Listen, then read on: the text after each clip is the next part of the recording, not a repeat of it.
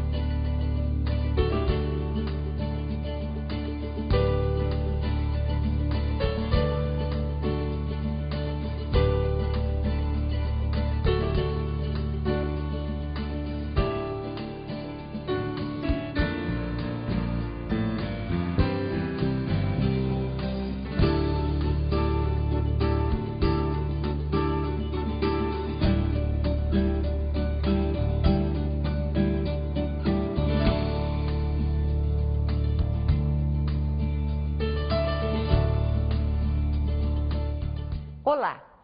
Hoje nós vamos ver a prosa do romantismo. Como já vimos na aula anterior, no romantismo surgiram duas vertentes, a poesia e a prosa. Prosa é todo o texto escrito ocupando todo o espaço da linha, ou seja, a prosa não pode estar caracterizada em versos. E na primeira metade do século XIX, surgiu o romance. Vejam bem, primeiro é preciso esclarecer que a palavra romance origina-se da palavra romanço, que inicialmente designava as línguas faladas pelos povos dominados pelo Império Romano. É preciso também esclarecer que romance, popularmente falando, também pode significar um caso de amor. Por exemplo, numa frase como, eles tiveram um romance no passado, ou seja, um caso de amor. O romance na literatura nem sempre implica um caso de amor, implica a existência de um caso amoroso. O romance de que nós vamos falar hoje é um gênero literário. E este gênero literário apareceu como uma novidade na primeira metade do século XIX. Como é que surgiu este romance? Inicialmente, as histórias começaram a surgir e publicadas nos jornais em forma de folhetins, ou seja, para vender jornais, já que havia um público leitor de jornais, surgiu a ideia de se publicar uma história em pedaços para que o leitor agarrasse aquela história e fizesse a continuação dessa história no dia seguinte. O romance surgiu dessa estratégia. Mais ou menos como o que acontece hoje com as nossas novelas diárias. Aliás, os folhetins representam a origem das nossas novelas. Vocês puderam observar no clipe que contextualizou a nossa aula de hoje, o dia a dia de uma pessoa comum. Ao sair do trabalho, vai para casa, toma o seu banho, faz lá o seu pequeno lanche e se senta no sofá para assistir a sua novelinha. É mais ou menos um hábito nacional, sobretudo das pessoas que moram em cidades menores. Isso acontecia na primeira metade do século XIX, mas com relação à leitura desses jornais. Como já dissemos, o romance, o gênero romance, não implica contar necessariamente uma história de amor. Por isso, como é que essas histórias foram classificadas ou em que cenário essas histórias aconteceram? Os primeiros romances, eles ocuparam mais ou menos 3 espaços distintos neste cenário nacional. Nós podemos classificar o romance dessa época em romance urbano, romance indianista e romance regionalista. Os romances urbanos, também chamados romances citadinos, o que quer dizer? O romance urbano é todo aquele romance, toda aquela história que acontece no cenário da cidade. O cenário, o pano de fundo, as personagens que interagem na história são personagens urbanas, são personagens que moram na cidade. O romance indianista, como o nome está dizendo, ele vai ter como cenário a selva.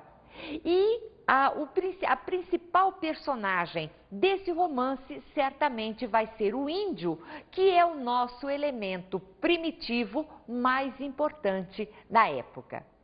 Além do romance indianista, nós vamos ter também o romance regionalista, que vai ter como pano de fundo a vida rural, a vida do homem sertanejo.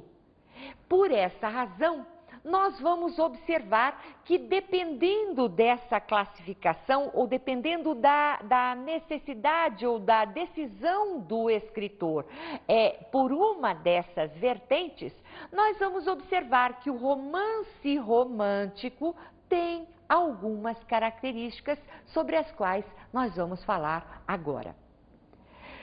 Para ser uma obra romântica, para ser uma história romântica, não confundam história romântica com história de amor, mas história romântica, aquela narrada no período do romantismo. Quais as características que tem, então, o romance desta época? Vamos falar primeiro na característica mais importante, que é a idealização do herói. Ou seja, para escrever uma história no período do romantismo, era mais ou menos como seguir uma receita. Era preciso que houvesse aqueles ingredientes básicos necessários: um herói, uma heroína, que houvesse um conflito para que a história pudesse tramitar ou desvencilhar-se ou resolver esse conflito, até chegar à questão final, que era normalmente o foram felizes para sempre, ou então com a morte de uma dessas personagens. O herói do romance romântico é sempre aquele cavaleiro apontado ou mostrado ou descrito com um caráter muito nobre. Geralmente aquela pessoa que faz tudo para proteger a sua amada. Geralmente aquela pessoa que vai atender às questões morais, os princípios morais da época. Era o homem sem defeitos. Também, além do herói idealizado, nós vamos ver a idealização da mulher. Como é que a mulher era mostrada nesse romance romântico?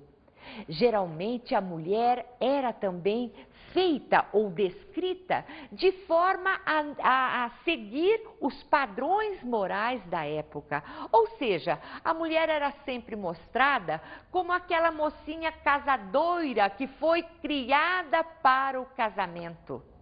A mulher do romance romântico era aquela que obedecia às vontades paternas. Ou seja, a mulher descrita nesses romances, ela não podia romper com o que a sociedade esperava dela e do seu comportamento. Outra característica do romance romântico são as personagens planas. Por que são chamadas de personagens planas?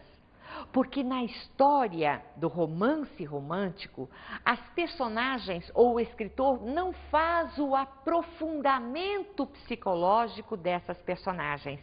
As personagens que transitam na história do romance romântico, elas mantêm mais ou menos o mesmo comportamento do começo ao final da história. Por isso é que são chamadas de personagens planas. Quase o mesmo que acontece ainda nessas novelas açucaradas, em que no primeiro capítulo nós já sabemos com quem essa personagem vai ficar no final da história. Então, a personagem plana é aquela em que não se faz, em que o escritor não faz o aprofundamento psicológico, os seus dramas interiores, os seus dramas existenciais não são mostrados na história. Além das personagens planas, nós vamos observar que o escritor romântico, o escritor do romance romântico utiliza uma linguagem metafórica. O que quer dizer isso? Linguagem metafórica é o abuso da linguagem figurada. Então, o romance romântico vai apresentar sempre muitas comparações, muitas adjetivações, ou seja, o escritor gosta de falar empregando muitos adjetivos para dar uma certa grandiloquência ao seu texto. Então, a linguagem metafórica é marcada pelo uso das figuras de linguagem, como a própria metáfora, como as comparações, não é? Como as hipérboles, ou seja, aquelas imagens que transmitem um certo exagero e assim por diante. Além da linguagem metafórica, outra característica é a presença de um impasse amoroso com final feliz ou trágico. Ou seja, entre os pares românticos, entre o par romântico, par protagonista da história, há sempre um conflito a ser resolvido. Sempre diz respeito a um dos pares, ou ao herói ou à heroína, que esconde lá um segredo no passado, um pequeno pecado, pecadinho entre aspas, que não fira muito os valores morais da época. E para que eles mereçam, então, serem felizes, foram felizes para sempre, é preciso resolver esse impasse. Quando uma dessas personagens tem algum segredo muito forte que fira demais os padrões morais, com certeza o final se encaminha para o trágico. Ou seja, há sempre a morte do herói ou da heroína. Nós vamos então observar que no romance romântico, o amor aparece como forma de redenção. O que quer dizer isto? O amor como redenção quer dizer o único caminho para que a personagem possa se redimir de suas culpas do passado é através do amor. Então ele paga esse pecado, né? Ele acerta as suas contas em nome do amor e aí ele merece a felicidade eterna. O romance romântico, ele sempre vai ter uma intenção moralizante, ou seja, é preciso passar através da história uma mensagem moral. Um exemplo que me ocorre com bastante ênfase dessa característica é, por exemplo, no romance escrito por José de Alencar chamado Lucíula. Lucíula é a prostituta que se apaixona por um rapaz da alta sociedade. Imaginem vocês se a sociedade na época iria permitir que esse amor pudesse ser levado a cabo.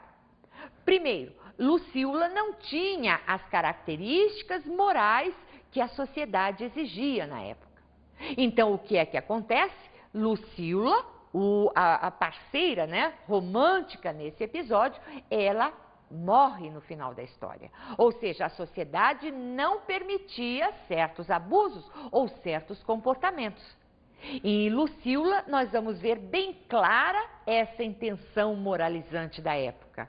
Aliás, qualquer outra história romântica sempre passa aquela questão da supremacia do bem sobre o mal. Quem melhor representou o romance romântico foram os escritores Joaquim Manuel de Macedo, que escreveu A Moreninha. Quem conhece Paquetá ou pretende ir para lá vai ver a pedra descrita na história, a pedra ainda está lá em Paquetá. Além desse escritor, nós vamos ter Franklin Távora com a obra O Cabeleira. Temos também o Visconde de Tuné com Inocência, que vai representar o romance regionalista. Temos também o Manuel Antônio de Almeida, que escreveu Memórias de um Sargento de Milícias. Aliás, sobre esse escritor, é bom lembrar que ele, na época, não fez sucesso porque ele contrariou um pouquinho aquela receita do romance romântico.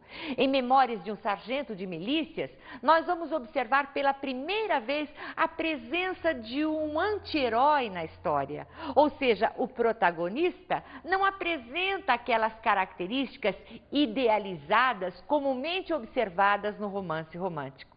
O Leonardo, a personagem protagonista, apresenta características que contrariam os padrões da época. E por essa razão, o nosso Manuel Antônio de Almeida foi um escritor que não obteve o reconhecimento dos leitores na sua época.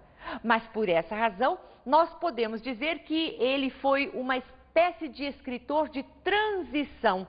Ele já apresenta algumas características que vão ser enfatizadas na próxima escola literária, na próxima tendência literária que vem a seguir. Além desses escritores, nós não podemos deixar de mencionar o mais expressivo de todos, que é o escritor José de Alencar, sobre quem nós vamos falar após o nosso breve intervalo. Até já!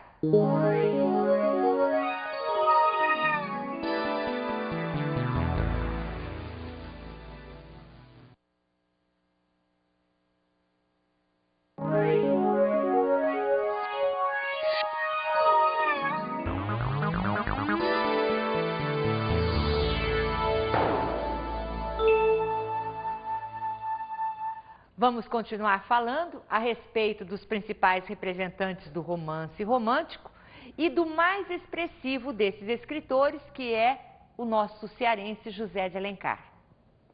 José de Alencar, além de escritor, foi também advogado, foi homem público, exerceu vários mandatos como deputado federal.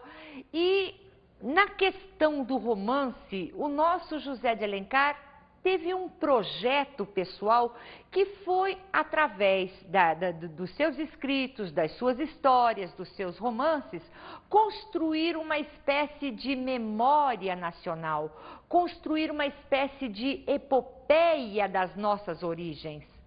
Como vocês devem se lembrar, o Brasil não teve o passado medieval tão em evidência no romance romântico da Europa. Então era preciso que nós construíssemos uma espécie de DNA das nossas origens. E José de Alencar se propôs a fazer esse projeto. Quando ele escreveu ou diversificou a sua obra, ele estava empenhado em construir ou dar um caráter, dar um contorno às nossas origens. Por essa razão é que nós vamos ver um José de Alencar escrevendo para todas as direções.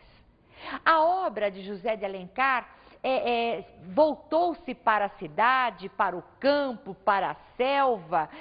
A obra de José de Alencar esteve empenhada, então, nesta construção das nossas origens. Quando lemos José de Alencar, o que nós observamos? Quais as características mais evidentes que ressaltam mais em sua obra? Nós vamos ver que sempre José de Alencar, na vertente do romance urbano, ele faz críticas aos costumes da época, aos costumes do homem burguês, aquela ânsia pelo poder, a ânsia pelo dinheiro, a questão do homem se vender pelo dinheiro. Essas questões foram sempre abordadas com uma certa maestria pelo escritor José de Alencar. Além dessa crítica aos costumes urbanos, nós vamos ver um José de Alencar já preocupado em salvar ou salvaguardar o nosso jeito de falar. José de Alencar, ele procurou dar ênfase ou colocar nas suas obras uma espécie de defesa à oralidade brasileira. O que vem a ser isso? Não se esqueçam de que nós somos um país com grande influência do português falado em Portugal. E José de Alencar defendia a tese de que nós tínhamos uma fala que caracterizava mais o jeito brasileiro de ser.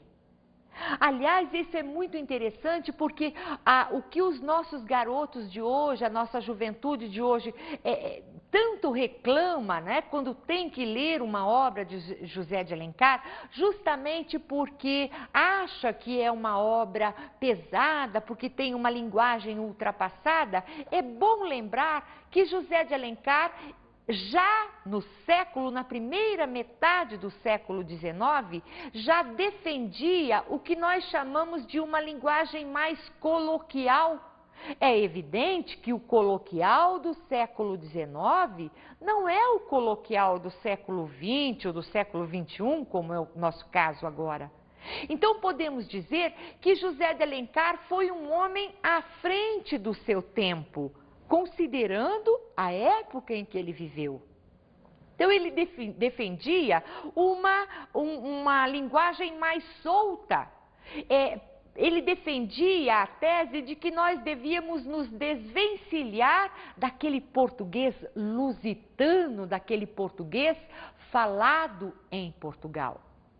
Além disso, nós vamos observar que nessa defesa do jeito brasileiro de falar, ele queria jogar esse falar para a escrita, ele já incluiu muitos brasileirismos, ou seja, expressões que eram usadas somente no Brasil, conhecidas somente pelos brasileiros.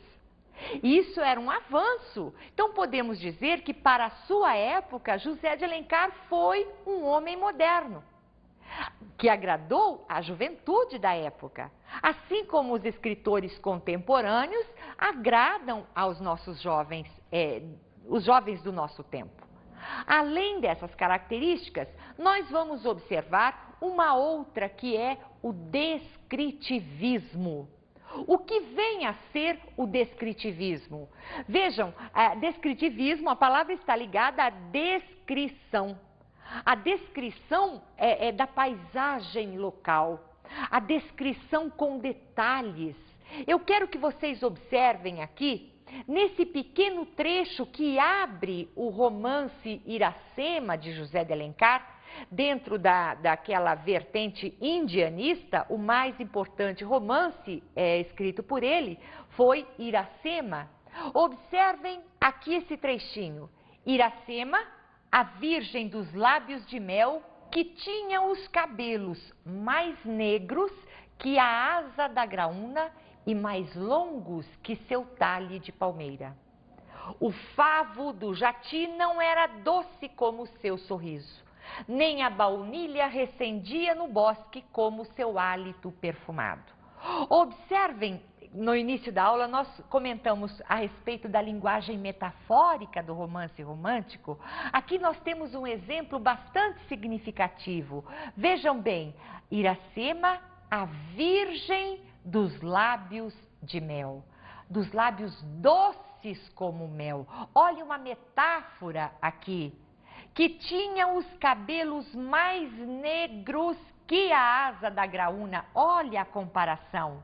Então não bastava para o escritor romântico dizer que Iracema tinha os cabelos negros. Ele sempre comparava com alguma coisa. E mais longos que seu talhe de palmeira. Olha outra comparação aqui. O favo do jati não era doce como o seu sorriso. Ou seja, o seu sorriso era mais doce que o favo do jati. Nem a baunilha do bosque era tão perfumada quanto o hálito da moça que ele estava descrevendo. Então, nesse trechinho aqui, nós podemos ver como é que se caracteriza bem a linguagem romântica e, sobretudo, a linguagem do escritor José de Alencar. José de Alencar também escreveu romances urbanos. Nós já vimos, o romance urbano é aquele que tem como cenário a cidade. Dentro dessa vertente urbana, nós vamos ver que ele sempre tratou aquelas questões da honra, não é? A questão da ganância pelo dinheiro, da ganância pelo poder. Ele criticou os costumes da época, os maus costumes da época. Olha aí, associem a questão do romance, do romance moralizante que caracterizou o romance romântico. Nós vamos observar que dentro dessa vertente urbana, o nosso José de Alencar escreveu muitas obras. Aliás, o José de Alencar escreveu inúmeras, nós vamos citar as mais importantes. Então, dentro da vertente romântica, ele escreveu um dos mais conhecidos, que é o romance Senhora, Lucíula e a Viuvinha, mas existem muitos outros, como 5 Minutos, A Pata da Gazela e assim por diante. Além dos romances urbanos, nós vamos ver um José de Alencar também voltado para o indianismo. E daí as 3 obras principais, Iracema, o Guarani e o Birajara. Vamos observar uma coisa curiosa aqui em Iracema, por exemplo. O que faz José de Alencar? Ele joga o branco dentro da civilização indígena para interagir com essas questões culturais. Em O Guarani, ele faz o processo inverso. Ele coloca o índio dentro da civilização branca. E em O Birajara, José de Alencar aborda o índio, mas no período pré-cabralino, ou seja, um índio ainda sem contato com o branco, o índio em seu estágio bem primitivo. Além dos romances urbanos e indianistas, nós vamos observar um José de Alencar também regionalista. O regionalista é aquela vertente cujo cenário é a zona rural, não é? E aí nós vamos ter o sertanejo, nós vamos ter tio, nós vamos ter o gaúcho. O José de Alencar recebeu algumas críticas dos intelectuais da época quando escreveu sobre essas questões, porque dizia-se que ele escrevia mais como uma pessoa que tinha lido sobre esses lugares do que ter vivenciado essas realidades. José de Alencar deixou para o acervo da literatura brasileira os romances As Minas de Prata e A Guerra dos Mascates. Nós estamos hoje com uma visita em nossos estúdios, que é a repórter de rua Nina, e traz para nós dúvidas ou perguntas que representam as dúvidas de nossos alunos a respeito das influências da leitura, dos benefícios que ela pode trazer a cada um de nós. Então vamos ver o que é que os alunos estão perguntando por aí. Tudo bem, Nina? Tudo bem, professora Rose. A primeira pergunta que eu trago hoje é que os professores, de uma maneira geral, dizem que a leitura, além de ampliar o conhecimento, aumenta a sensibilidade. É verdade isso, professora Rose? E como é isso na prática? Eu, lendo, vou me tornar uma pessoa mais sensível? É possível sim, Nina. É possível afirmar que essa questão é verdadeira. Por quê? Porque quando nós lemos, nós nos identificamos com aquilo que está escrito. E à medida que nós nos identificamos, nós vamos nos tornando pessoas melhores. Por quê? Porque nós chegamos à conclusão de que nossos dramas não são únicos. Então, quando nós conseguimos perceber que essas questões acontecem com outras personagens, com outras pessoas, e que as histórias são parecidas com as nossas, a nossa tendência é amenizar as dores que nós sentimos. E por aí, é claro que esse processo é um processo lento, mas isso, sem dúvida, vai crescendo dentro de cada um de nós e, com certeza, nós vamos burilando as nossas emoções. Mais alguma pergunta, Nina?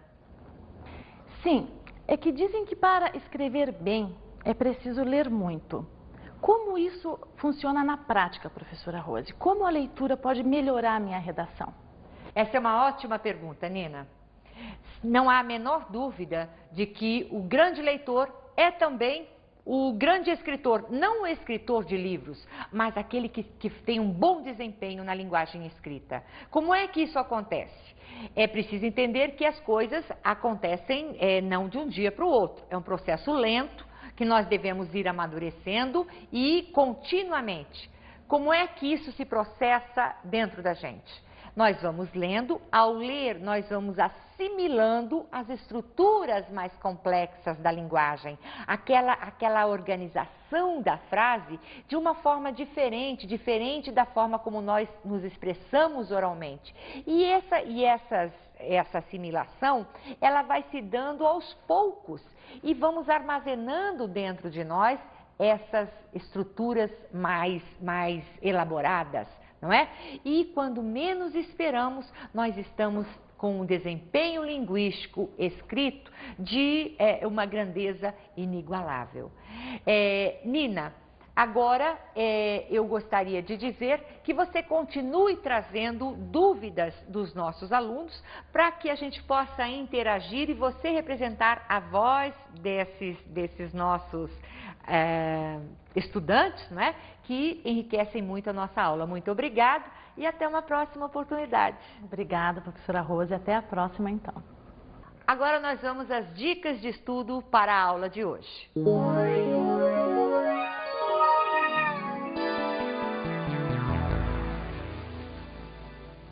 Como não podia deixar de ser, a dica de estudo para a aula de hoje é a leitura de uma das obras de José de Alencar.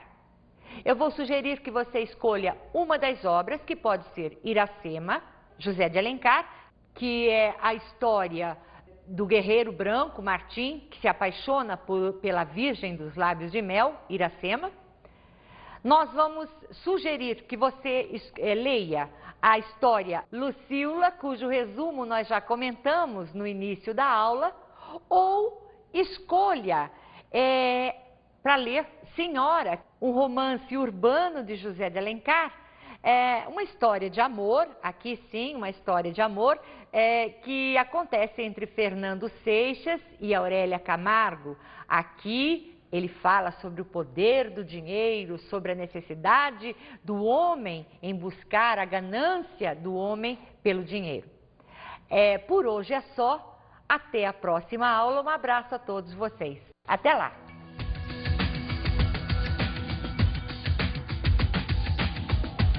O tema da nossa aula de hoje foi a prosa romântica. Aprendemos como foram classificados os romances. Os romances no romantismo brasileiro estão divididos em romance urbano, romance indianista, romance regionalista. A professora Rose nos explicou as principais características da prosa romântica e seus representantes.